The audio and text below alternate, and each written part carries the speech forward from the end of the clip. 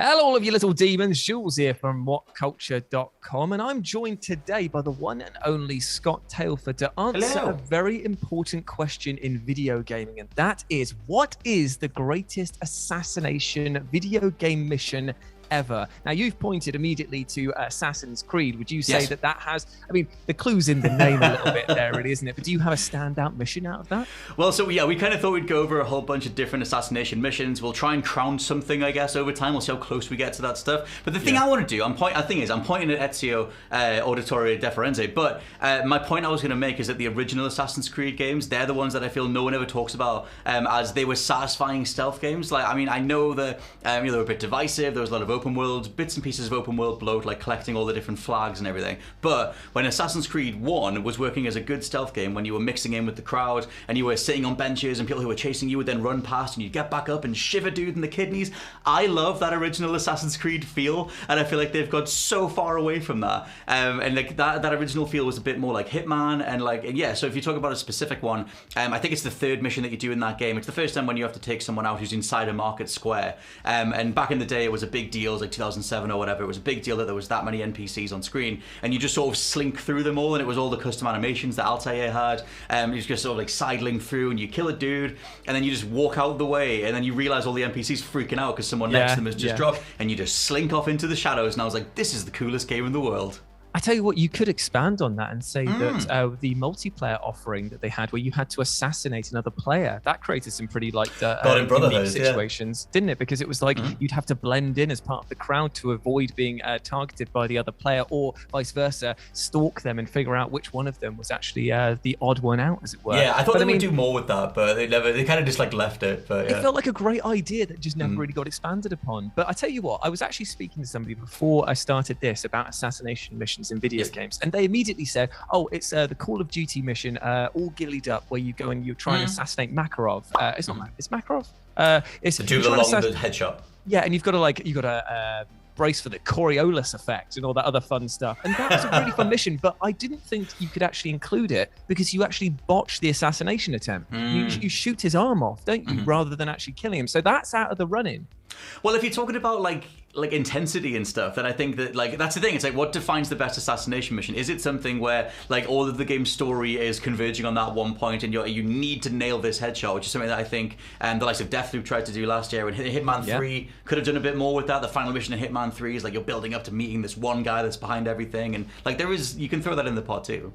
I do agree. So maybe we should set some parameters then. So I would say that a good assassination mission is something that the target doesn't necessarily know what's hit them, because I feel like that is the trademark of an assassin. You want to get in, get out without detection. So I guess good stealth elements also need to play a huge factor into it. But I also think the creativity of the assassination itself needs to be factored in, because yes, you could just shoot somebody in the face like from a mile away, but is that really as satisfying as tailoring their own death? Because there was a great example here that I think is, even if it's not the greatest assassination attempt, it's still amazingly insane, and it comes from Fallout 2. Have you played much of Fallout 2 before? I've not. I know the artwork for it. I know the look of the really cool guys in the masks that I'm completely blanking on. The Enclave, maybe? The Enclave and the Brotherhood of Steel with the big power armor. Now, one of their best missions in there is it's an assassination mission that's given to you by the Bishop family, which are kind of like a crime family of the area.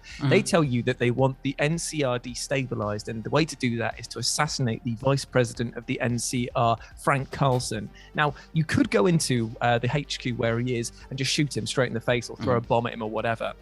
But that would make all of the other guards in the area completely hostile to you, and your cover would be blown. So it's not really a great assassination attempt. Now, the best way to do it, apparently, is I was watching this streamer called Oxhorn, who's very, very involved in the Fallout community. His stuff is like really, really well produced.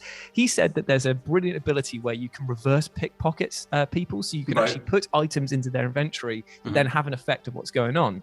Now, what you do is you go and find Frank Carlson's son, and this is a small boy who loves his dad. He's a bit of a spoiled prick, basically. And what you do is you talk to him, and before you say, "I've got a message for you to deliver to your dad, will you please go and give this to him?" You reverse pickpocket some explosives onto his body. And he just doesn't. He's fine.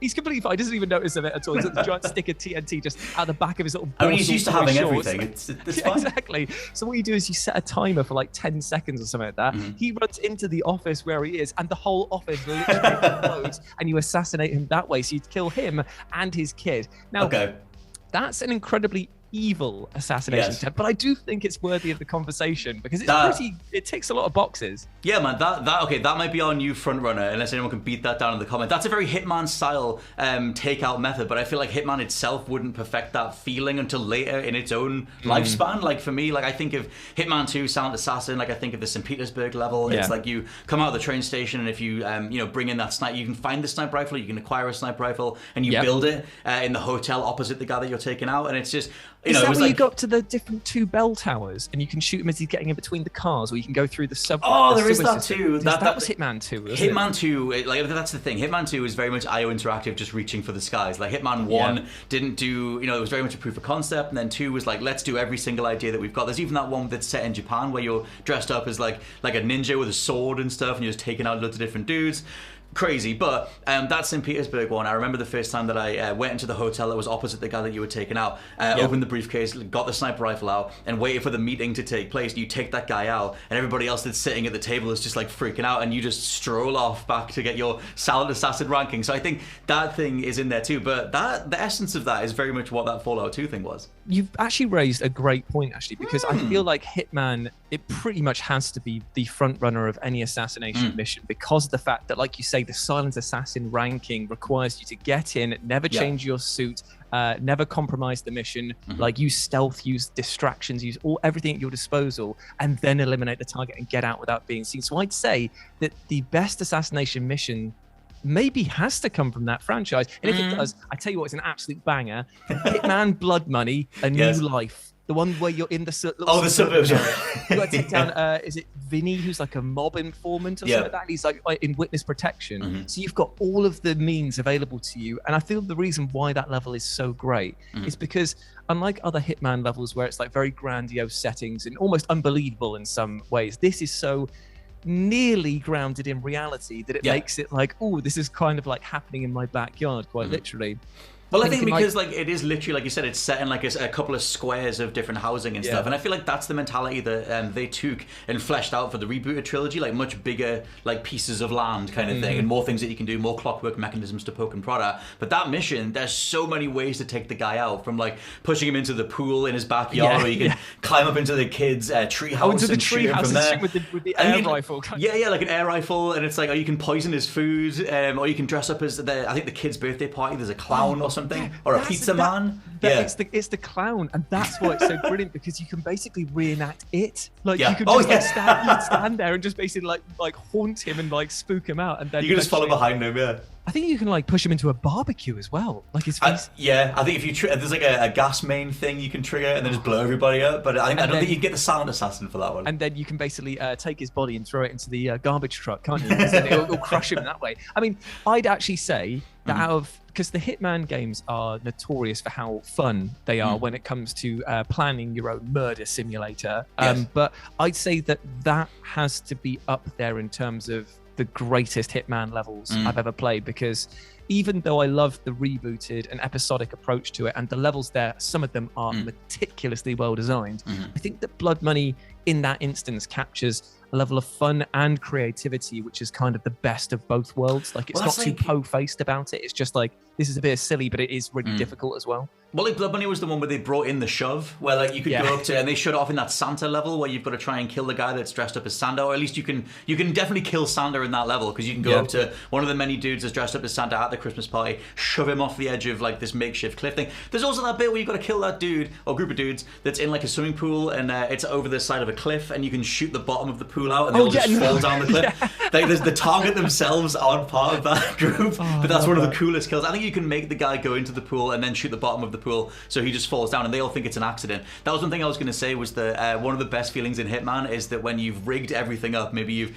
set a gas canister that's about to explode in a few minutes, or you've poisoned something or whatever it is, and you just walk all the way back to where the finish line is going to be, and you stand there as everything rings up on the screen, like this person died, this person did thing, and you're already there and you just stroll off and complete the level. I think that's a really cool feeling as well. Literally, it's the cool guys walk away from explosions feeling, isn't it? But I say poisoned bodies, if this isn't for you, if you don't like the meticulous nature of the Hitman games, if you want something a bit more gratifying and cathartic and quite ball-burstingly funny, then I guess you could always choose Shooting Hitler as one of the greatest assassination missions that you get from, I think, Sniper Elite 2, 3, and 4. They've done it in a few of them now, They're DLC missions. I mean, it's never not going to be fun to shoot Hitler in the ball.